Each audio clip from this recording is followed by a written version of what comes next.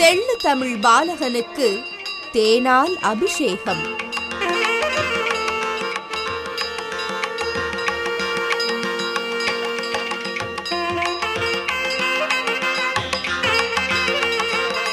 பாலமுருகனுக்கு பாலால் அபிஷேகம்.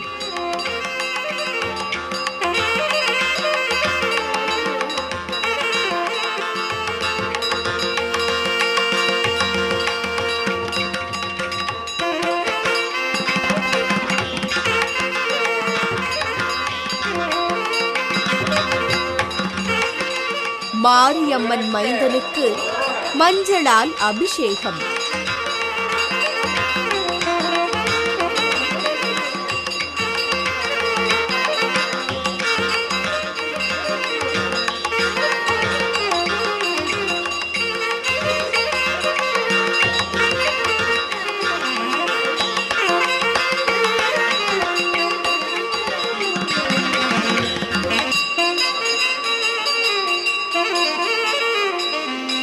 குலங்காக்கும் குமரனுக்கு குங்கும அபிஷேகம்.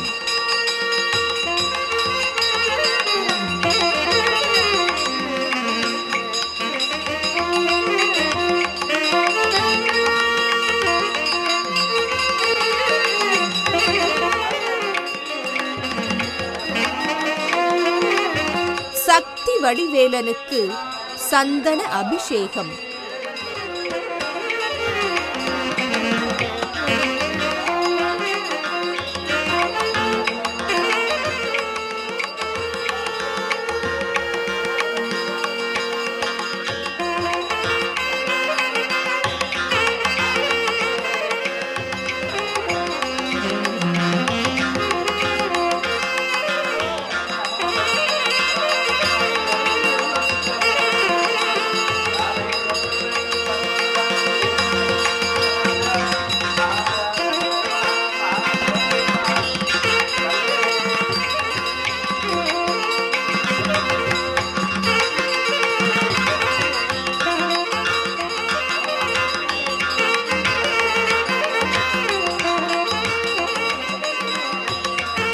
பன்னிருக்கை வேலனுக்கு பன்னீரால் அபிஷேகம்.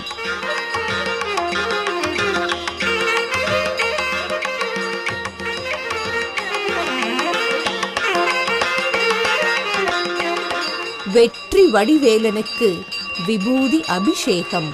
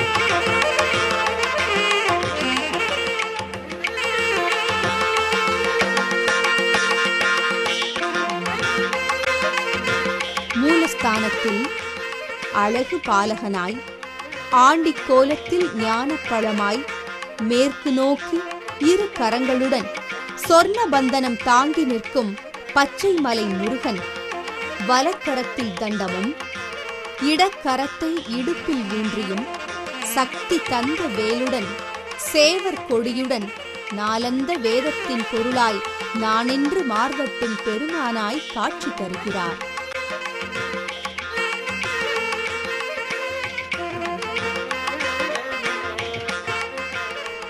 அருவமும் உருவமுமாகி பிரம்மமாய் ஜோதி பிழம்பாய் கருணை கூர் முகங்கள் ஆறுடன் கரங்கள் 12 கொண்டு அபயம் அளிக்கும் வள்ளி தெய்வானை சமேத ஸ்ரீ சண்முகக் கடவுள் அநாத இரட்சகனாய் காட்சி தருகிறார்.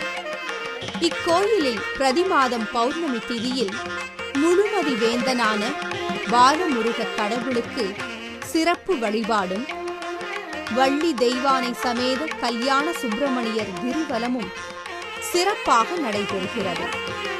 சத்யநாராயண பூஜை மற்றும் வைகாசி விசாகம், லட்சார்ச்சனை, ஆனி திருமஞ்சனம், ஆடி கிருத்திகை, கந்தர் சஷ்டி விழா, திருக்கார்த்திகை தீப உற்சவம் ஆகியவையும் கொண்டாடப்படுகின்றன. சுப்பிரமணிய சுவாமியை வேண்டி நிற்போருக்கு குறையொன்றும் இல்லை.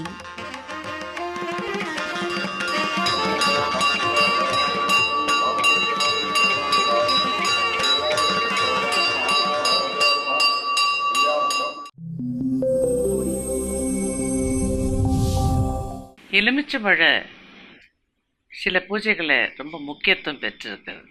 முக்கியமாக யந்திரம், மந்திரம், தந்திரம் இந்த 3 முறைகளை கையாளப்படும் அதர்வண வேத பூஜைகளில் எலுமிச்சம்பழம் ரொம்ப முக்கியமாக உபயோகப்படுத்தப்படுகிறது.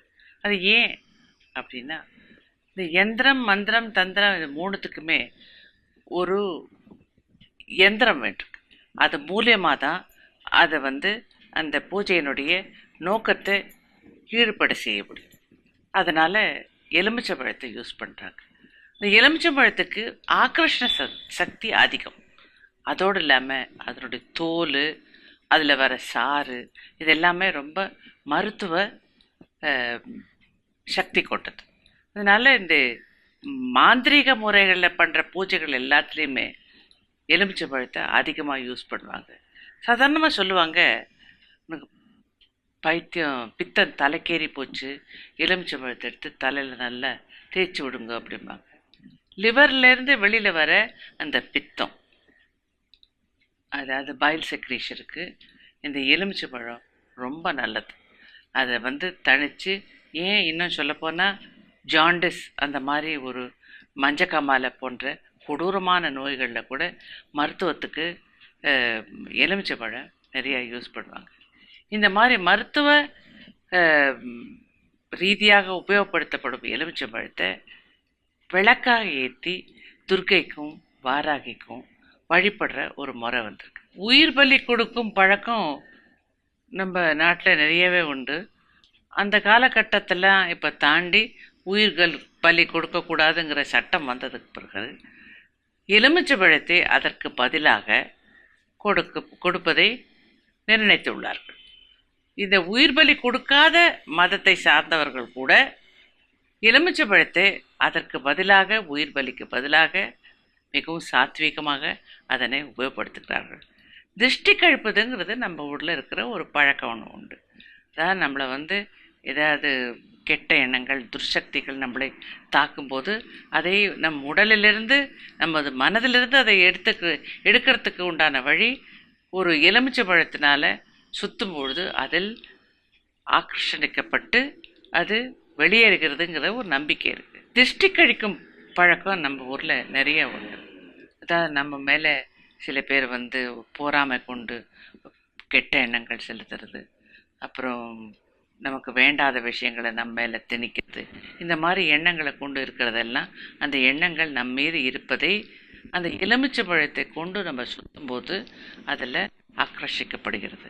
அதனால் இந்த கனியை நம்ம ரொம்ப முக்கியமாக கருதப்படுகிறோம்.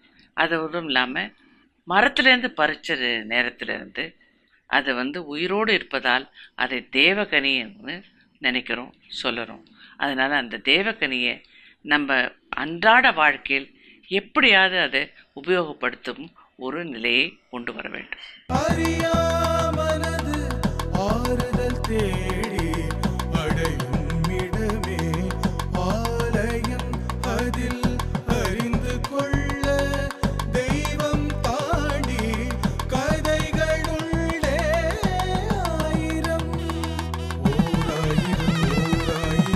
ஓராயிரம்